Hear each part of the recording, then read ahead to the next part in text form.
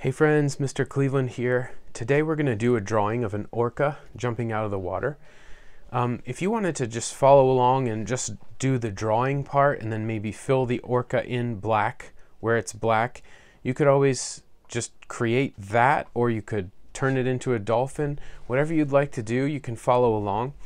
Stick with me in the drawing part. You might want to get ready to pause in some places because it comes a little bit fast, but I tried to make it as simple as I could. So we just start with one line, then a little triangle, then a line that turns into a hook, and then a curved line on top, and then you've drawn most of your orca. That might be the place where you want to try a couple of times to get it right. It even took me 3 tries before I thought, okay, this is exactly how we're going to do it. So hope you guys enjoy, and I'll see you at the table right here. Okay, we're going to start off with a little bit of practice here. One of the things that I want you to practice is making angles like this, almost like a triangle with just 2 sides, and having one of those sides be kind of curvy. So we're going to need to do one like this that's nice and tall. We'll also need to do one that's a little more curvy on this side and a little more flat on that side. We might also need to do one that is the same but kind of upside down. And we're also going to need to do a football shape. So we've done this in a lot of the drawings before. There's a football shape.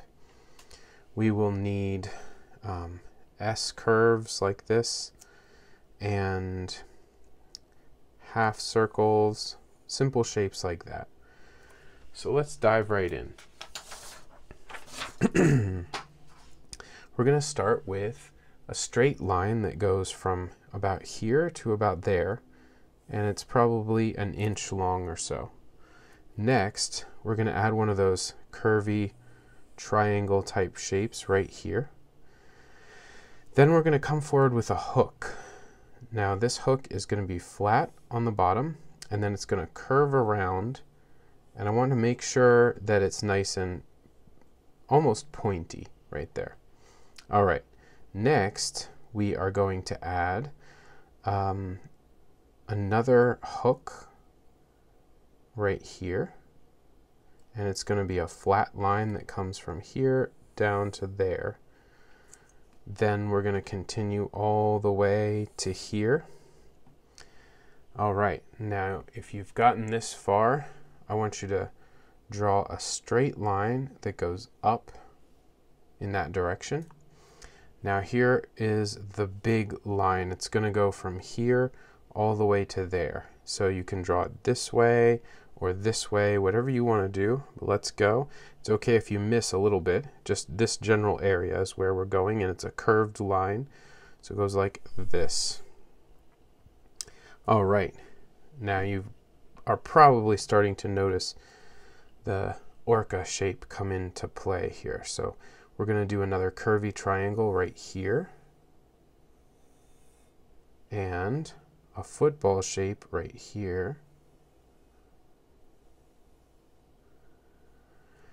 Then we'll put a circle right here, and let's fill out this mouth shape. So the mouth is going to join up with this line, and then we're going to create a pointy shape right there for the mouth. And then we're going to go down here towards the tail and add a couple of those curvy triangles like this. You can just end it with a little line there. We're going to do the same on the other side, curvy triangle type shape, and end it right there. All right, that'll work for the tail. So next, we are going to start drawing some water and some splashing waves. So in order to do this, we might need to erase a little bit of this drawing that we have, but before you start erasing, let's add that water line in. The water line is going to come across like this as a wavy line. It doesn't have to be exact. It could be anywhere in the drawing, really. But I'm going to put it halfway in as if this orca is coming out of the water. Next, we'll add a wavy shape behind him that looks like water splashing out from where he came out of the water.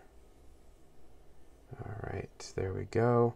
Maybe a little extra splash over here behind the face. And we will add a couple of shapes down here. Now these shapes are like S's. Let me show you what I mean. We're going to put an S shape here, and then we'll join it with another S. And we'll just have a couple of these. These are sort of like the shapes that a water current makes. All right, so let's join that up. Maybe we need one more. I'll just go with one right here, going off the edge of the page. That's fine. All right, so it's time to start coloring. We're going to mix things up here. An orca is black across the back, but it's also blue under the water, because as you look through water, things that are one color turn to another color. So what we're going to do is erase these lines where the water comes across the drawing, and we'll say that this part of the drawing is underwater and this part of the drawing is above water. So we'll color this normally, and we'll color this in blue. Before we start coloring, I just want to add one final line to fix this up here. This line actually comes down to here, and then we have a little half circle at the end. So these two parts are white, and this is the black area. Okay, let's get started with the black.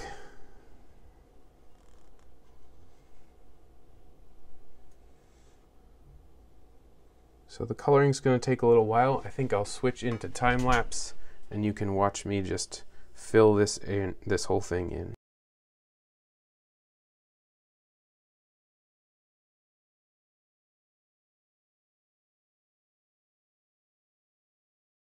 Okay, so we've filled this area in with black, and I'm not sure exactly what color I'm going to use for the eye, but we don't have to worry about that just yet. So what I think I want to do now is take teal, and every place that would be black that's underwater, I'm going to fill it in with teal.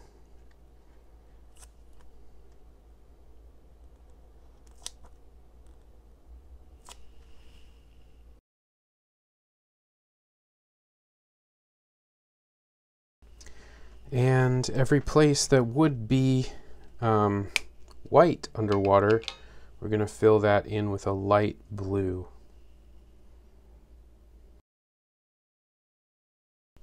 And to finish off the effect that this is all underwater, I'm going to fill this in with dark blue, this with light blue, and then I think we'll head on to the sky and make a sunset color above the water.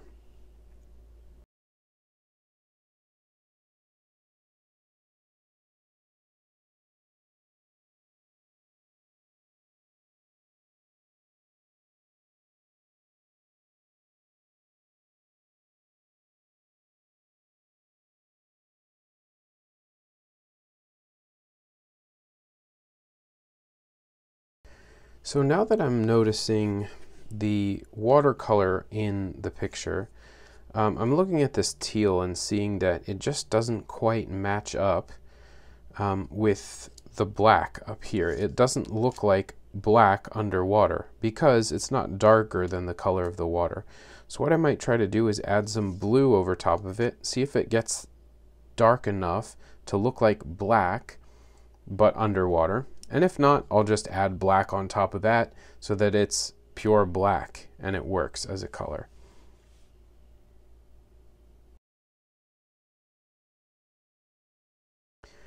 So I think that worked out pretty well. That's teal, this color here, plus this blue. So next, I think what I want to do is create a sunset sky behind everything. So because it's behind everything, we're just going to color the spaces around all of these shapes. And this is supposed to be water splashing, so I might just leave it white, maybe add a few streaks of blue in there to get it to look like it has some motion. And then this drawing will be done. So to make this sunset sky, I'm going to transition from a couple of colors.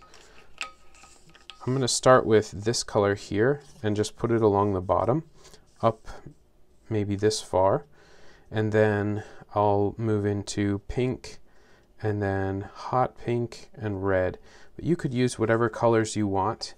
If you use warm colors or blue, it will look very much like a sky. If you stick green in there, it might not look so much like a sky, but you know, maybe a hurricane's coming in or something like that.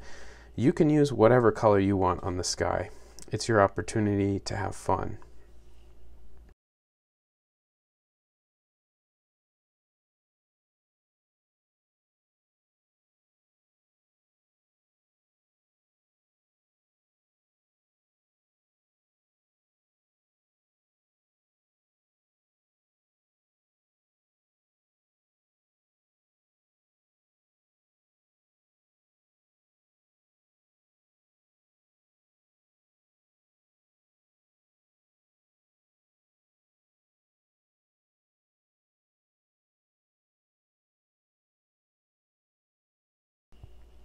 So we're just going to put a few more finishing touches on here.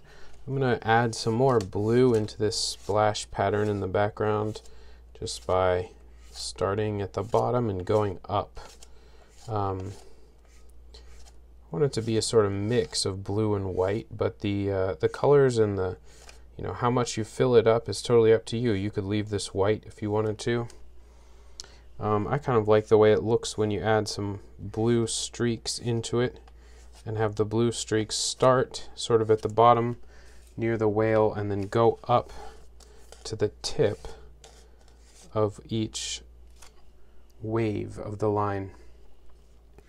You guys might have seen me roll the drawing up earlier. That's just to try to keep it from curling up, because it does this when you have a lot of marker on it. It starts to curl up because the marker dries, the ink gets smaller, and so the page has to go one way or another, and it tends to just start curling up. Okay, now we just have a couple tiny details left, and this drawing will be done. We're going to fill a little bit of black in the eye. I think I'll start by just putting a dot in the center. So that might look good. If you want to fill the eye black, you won't really be able to see the eye, but at least it will be there. Or you could leave a little sparkle in the eye, but I think I like just the one dot in the middle there. Last thing, I'd like to take some pink or red and put it in the mouth here. Now if you want this thing to look ferocious, you can always put some teeth in there. Orcas tend to have really big, sharp teeth, a lot like a shark. So, all right, let's just roll this up one more time, see if we can get it uncurled. And then we will call this drawing done.